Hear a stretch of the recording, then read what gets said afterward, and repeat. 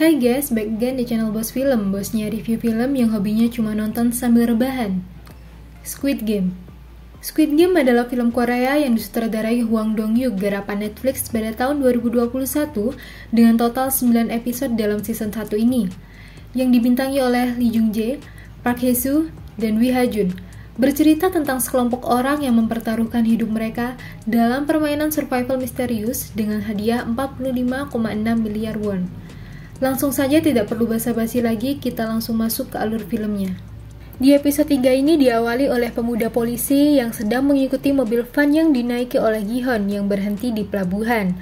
Melihat banyak mobil van yang masuk ke sana, polisi tersebut menyelinap di bawah mobil van tersebut. Setelah berhasil masuk ke sebuah kapal, si polisi ini tiba-tiba memukuli salah satu orang bertopeng di dalam mobil van yang ia tumpangi. Kemudian, si polisi berganti pakaian dengan orang bertopeng yang ia pukuli tadi. Si polisi menyamar menjadi orang bertopeng, sedangkan orang bertopeng tersebut menjadi polisi dan dibuang ke laut. Lalu tak lama, ia terciduk oleh atasannya dan pemuda polisi ini mengatakan bahwa ia sedang mabuk laut. Namun setelah ia mengatakan itu, ternyata peraturannya adalah tidak boleh berbicara sebelum diberi izin. Akhirnya para pemain dibawa pergi oleh beberapa orang bertopeng masuk ke dalam sebuah ruangan. Terlihat para pemain sedang diganti pakaiannya. Lalu terlihat wanita pencuri yang pura-pura pingsan mengambil sebuah pisau yang disembunyikan di sakunya. Singkat cerita, Gi-hun membangunkan kakek nomor 1 yang ia temui di awal tadi. Ternyata mereka semua telah berada di dalam kamar Squid Game. Mereka pun melihat ke layar, dan ternyata jumlah pemain yang tersisa adalah 187, dan hadiah yang bertambah menjadi 26,9 miliar won. Scene berikutnya beralih kepada pencuri dan preman. Di sana preman mengajak wanita pencuri untuk bergabung dengan timnya. Namun, saat tiba-tiba sang preman mengajak kerjasama dengan wanita pencuri, seorang wanita dengan rambut keriting datang dan ingin gabung ke kelompok preman tersebut.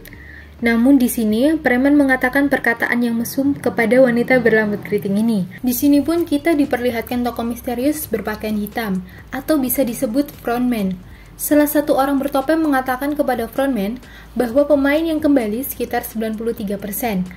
Singkat cerita, para pemain pun memakan bekal sambil memikirkan strategi untuk permainan selanjutnya. Scene pun berganti ke polisi muda yang menyamar menjadi orang bertopeng. Si polisi kemudian terlihat berbaris dan disuruh beristirahat oleh para rekannya. Lalu ia memasuki kamar nomor 29. Malam pun tiba. Wanita berambut keriting ingin pergi ke toilet karena tidak bisa menahan buang air kecil. Ia berteriak dan bersikeras ingin ke toilet.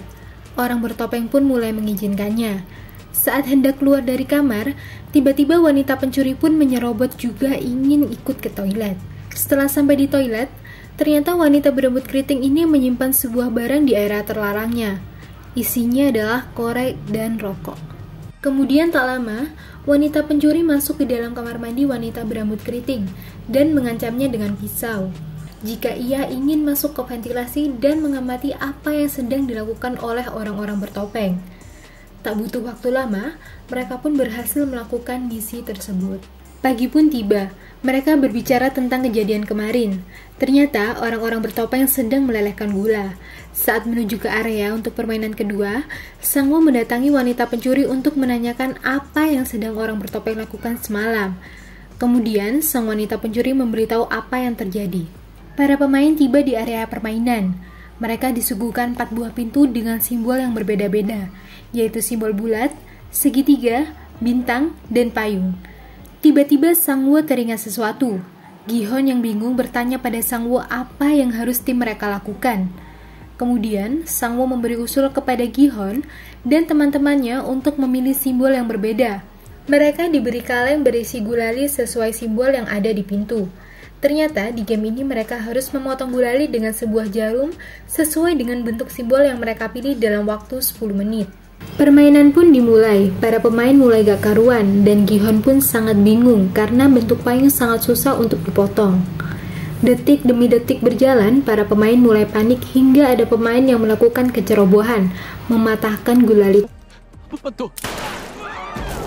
Orang bertopeng pun tak pikir panjang, ia langsung menembaknya. Pemain yang mulai panik melakukan segala cara untuk memotong gulali tersebut, seperti wanita berambut keriting yang memakai api dari pematik apinya.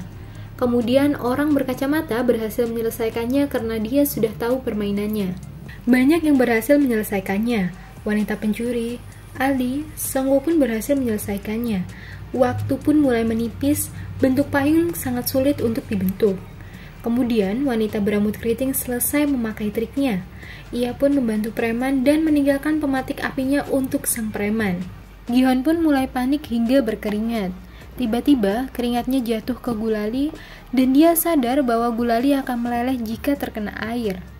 Gi-hon pun punya ide untuk menjilati bagian belakang gulali tersebut agar meleleh dan mudah dibentuk. Para pemain pun mengikuti trik yang dilakukan Gi-hon.